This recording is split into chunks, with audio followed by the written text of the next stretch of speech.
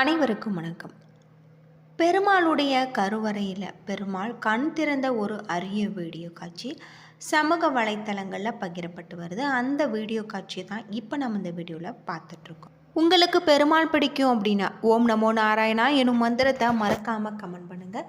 கட்டாயம் உங்களுக்கு பெருமாளுடைய அருள் கிடைக்கும். உங்களுடைய வாழ்க்கையில் இருக்கக்கூடிய பிரச்சனைகள் அனைத்துமே நிறைவேறும் அப்படின்னே சொல்லலாம். நமக்கு இருக்கக்கூடிய பிரச்சனைகள் தீர வேண்டும், கோரிக்கைகள் நிறைவேற வேண்டும், பிரார்த்தனைகள் நிறைவேற வேண்டும் என்று தான் நாம் ஒவ்வொருவருமே வழிபாட்டை மேற்கொள்கிறோம். எனக்கு இது நடக்க வேணும், அது நடக்க வேணும், இது கிடைக்க வேணும், அது கிடைக்க வேணும் என்று தான் தெய்வத்திடம் வேண்டுதல் வைக்கிறோம். இப்படி வைக்கக்கூடிய வேண்டுதல்கள் அனைத்துமே நிறைவேறுகிறதா என்று கேட்டால் கண்டிப்பான முறையில் இல்லை என்று தான் கூற வேண்டும். அனைவருமே அவர்களுடைய வேண்டுதல்களை நிறைவேறுவது கிடையாது, ஒரு சிலருக்கு மட்டும்தான் நிறைவேறுகிறது. உங்களுடைய ஜாதகத்தில் இருக்கக்கூடிய பிரச்சனைகளுக்கு தீர்வு காண வேணும்னா டிஸ்கிரிப்ஷனில் வராகியம்மன் ஜோதிட நிலையத்தோடைய நம்பர் கொடுத்துருக்கோம். அந்த நம்பருக்கு கால் பண்ணி உங்களுடைய பிரச்சனைகளை சொன்னீங்கன்னா போதும், கட்டாயம் உங்களுடைய வாழ்க்கையில் ஒரு நல்ல ஒரு மாற்றம் ஏற்படும். அவர்களுடைய உண்மையான பக்தியாக கூட இருக்கலாம். யார் ஒருவர் உண்மையான பக்தியுடன் முழு நம்பிக்கையுடன் தெய்வத்தை நினைத்து வழிபாடு செய்கிறார்களோ அவர்களுக்கு தான் வேண்டியது நிறைவேறும் என சொல்லப்படுது.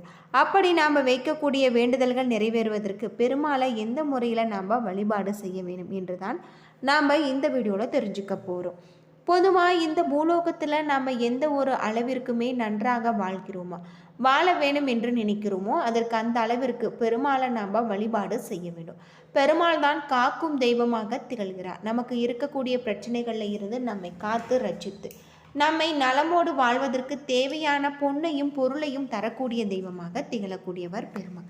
அப்படிப்பட்ட பெருமானிடம் நம்முடைய வேண்டுதல்களை நாம் வைக்கும் பொழுது நியாயமான வேண்டுதல்களாக இருக்கக்கூடிய பட்சத்தில் அது விரைவில் நிறைவேறும் என்று சொல்லப்படுது.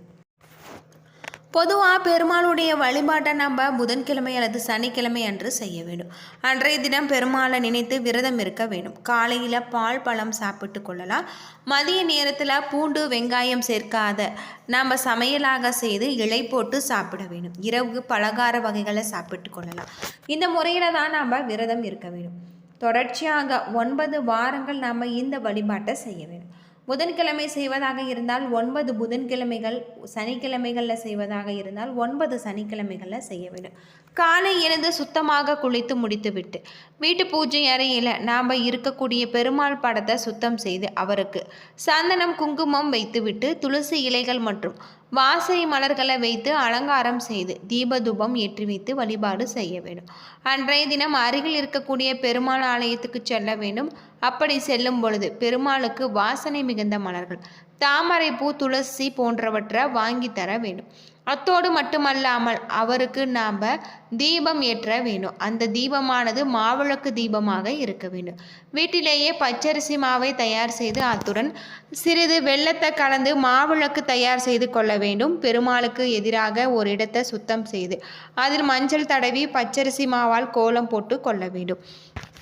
அது மட்டும் இல்லாமல் நாம் பிறகு அதன் மேல் ஒரு வாழை இலையை வைத்து 2 மாவிளக்குகளையும் அதன் மேல் வைத்து நாம் கொள்ள வேண்டும். மாவிளக்குக்கு குங்குமம் வைத்து செய்ய வேண்டும். இதில் நெய் ஊற்றி பஞ்சுத்திரி போட்டு தீபம் ஏற்ற வேண்டும்.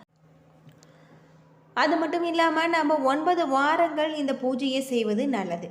இந்த பச்சை கற்பூரமானது நாம் வைத்து பூஜை செய்வது இன்னும் சிறப்புக்குரியதாக இருக்குது. நம்முடைய வேண்டுதல்கள் என்னவோ அந்த வேண்டுதல்களை கூற வேண்டும். முறையாக 9 வாரங்கள் நாம் செய்வது ரொம்பவும் நல்லது அப்படின்னு சொல்லப்படுது. பெருமாள் வழிபாட்டை பெருமாள் மீது முழு நம்பிக்கையுடன் வைத்து செய்பவர்களுக்கு கண்டிப்பான முறையில் அவர்கள் வேண்டுதல்கள் நிறைவேறும் என்பது எந்த ஒரு ஐயமும் இல்லை என்று நாம் சொல்லப்படுது. முறையாக பெருமாளை நினைத்து இதுபோல பூஜை செய்து வருவது இன்னும் சிறப்புக்குரிய ஒன்றாக இருக்குது அப்படின்னே சொல்லலாம். பெருமாள் என்பது பெரும் அல் என்றால் 2 சொற்களால் உருவானது ஆக கருதப்படுது. பெரும் என்றால் பெரியவர் என்றும் அல் என்றால் கடவுள் என்று பொருள். எனவே பெருமாள் என்பது மக்கள் மீது தெய்வீக அருள பொழியும் பெரும் கடவுள். இவருக்கு திருமால், விஷ்ணு மற்றும் பல பெயர்கள் இருக்கு. முக்கிய கடவுளாக சொல்லப்படுது. ஒவ்வொருவருமே வைணவ சமயத்தின் முதல் கடவுளாக இருக்கக்கூடியவர். நம் மும்மூர்த்திகளில் ஒருவரான விஷ்ணு உலகையும் காப்பாராக சொல்லப்படுது. பொதுவாக ஒவ்வொருவருக்குமே அவரவர் குடும்ப தெய்வம் மற்றும் குலதெய்வம் இருக்கும். சிலருக்கு இஷ்ட தெய்வங்கள் இருக்கும்.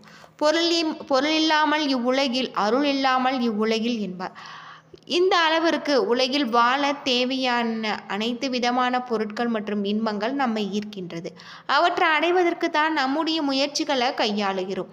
முயற்சி ஒரு புறம் இருந்தாலுமே இறைவனுடைய அருளும் வேண்டும் என்பது நாம் இறைவன் அறிந்த ஒன்று. எனவே நம்முடைய வேண்டுதல்களை கட்டாயம் சரணாகதியை அடைகிறோம். அந்த தேவைகளை நிறைவேற்றி தரக்கூடிய இறைவனிடம் கையேந்துகிறோம். அந்த வகையில் நம்மை காக்கும் கடவுளாக பெருமாளை எப்படி வேண்டினால் நமக்கு வேண்டியது கிடைக்கும் அப்படிங்கிறத நம்ம தெரிந்து கொண்டு செய்வது நல்லது. பொதுவாக இறைவனை வழிபட மிக பக்தி அவசியம். அது வேண்டும் இது வேண்டும் என்று கேட்பதை விட நமக்கு எது உகந்ததோ அதை அருள் வேண்டும் என்று இறைவனிடம் வேண்டுவது நல்லது. ஆனால் அதற்கு அதிக மனப்பக்குவம் வேண்டும். இதனால் நம்முடைய சாதாரண மனிதர்கள் தானே. எனவே இறைவனிடம் எனக்கு இது நிறைவேற வேண்டும், கல்வி வேண்டும், வேலை வேண்டும், செல்வ வேண்டும், பெயர் புகழ் வேண்டும் என்று இன்னும் பல நமது ஆசைகளை கூறி இறைவனிடம் நிறைவேற்றி தருமாறு கேட்கிறோம். உண்மையான பக்தியும் நேர்மையான முயற்சியும் இருந்தால் நம்மால் அவற்றை அடைய இயலாது. மும்மூர்த்திகளில் ஒருவரான பெருமாள் தான் நம்மை காத்து ரட்சித்து நாம் நம் நலமோடு வாழ்கிறதும் தேவையான பொன்னையும் பொருளையும் தரக்கூடிய தெய்வமாக திகழக்கூடியவர். அப்படிப்பட்ட பெருமாளிடம் நம்முடைய வேண்டுதல்கள் நாம் வைக்கும் பொழுது நியாயமான வேண்டுதல்களாக இருக்கும் பட்சத்தில் அது விரைவில் நிறைவேறும் என சொல்லப்படுது. பெருமாளிடம் வேண்டுதல் வேண்டி வழிபாடு மேற்கொள்ளும் தினம் பெருமாளை நினைத்து விரதம் இருக்க வேண்டும். விரதம் இருக்க முடியாதவர்கள் ஒருவேளை சைவ உணவை உண்ணலாம். இலையில் போட்டு நாம் சாப்பிட வேண்டும். இரவு பகல் நாம் இரவு பால் பழம் எடுத்துக்கொள்ளலாம். முடியாதவர்கள் ஏதாவது ஒரு பலகாரத்தை சாப்பிடலாம். பெருமாளுக்கு இந்த விரதத்தை அவருக்கு உகந்த நாட்களான புதன்கிழமை அல்லது சனிக்கிழமை நாட்களில் மேற்கொள்ளலாம்.